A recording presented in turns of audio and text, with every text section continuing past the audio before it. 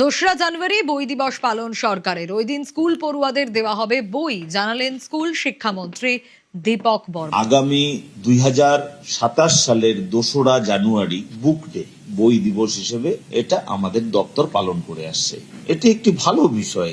2 তারিখে বই দিবস। বই দিবস মানে সকলের হাতে বই পৌঁছে দিতে হবে। তার আগে প্রত্যেকটি বিদ্যালয়ে বই পৌঁছে যাবে। সেটিকে নিশ্চিত করবার জন্য যত দ্রুত করা যায় তত দ্রুত আমরা অনুরোধ করেছি সিলেবাস কমিটিকে আমাদের হাতে বই পৌঁছে দেওয়ার জন্য।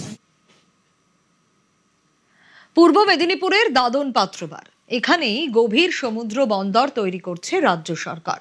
বন্দর হলে বাড়বে কাজের সুযোগ, উন্নত হবে এলাকা, আশায় বুক বাঁধছেন স্থানীয়রা।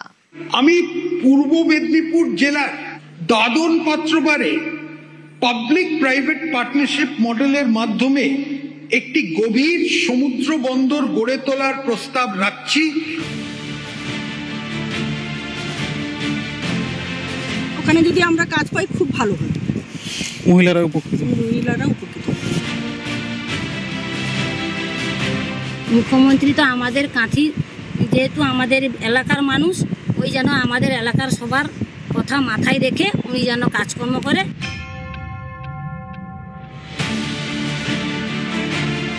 পূর্ব মেদিনীপুরের দাদন পাত্রবার মন্দারমণি এবং বগুড়ান জলপাই সমুদ্র সৈকতের মাঝে বিস্তীর্ণ অংশ, মূলত দক্ষিণ পুরুষোত্তমপুর। এখানে গভীর সমুদ্র বন্দর তৈরি করছে রাজ্য বাজেটে ঘোষণার পরই শুরু হয়েছে তৎপরতা।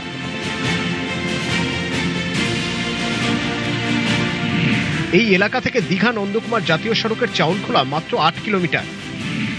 11 কিলোমিটার গেলেই কাঁথি রেল স্টেশন। সমুদ্র বন্দরের জন্য রাস্তা ও রেলপথ সম্প্রসারণের অতিরিক্ত জমি বাছার কাজ চলছে। দেখে শুনে মনে হচ্ছে সবারই খুব শুভেচ্ছা যে এখানে পোর্টটা তাড়াতাড়ি হোক।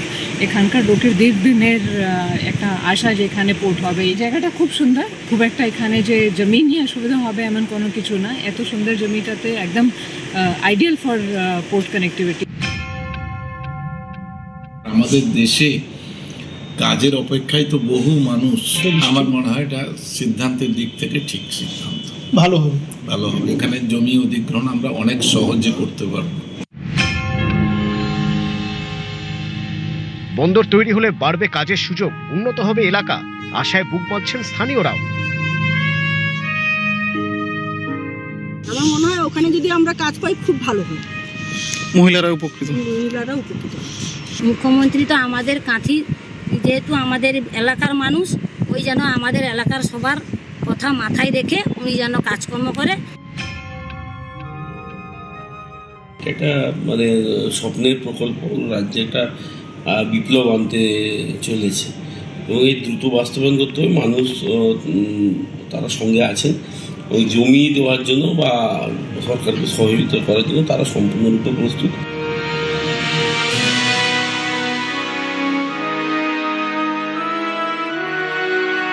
ডেডলাইন মেনে সমুদ্র বন্দর গড়ার কাজ শুরু হবে। মূল কাজ শুরুর আগে তৎপরতা চলছে প্রশাসনের সব মহলে।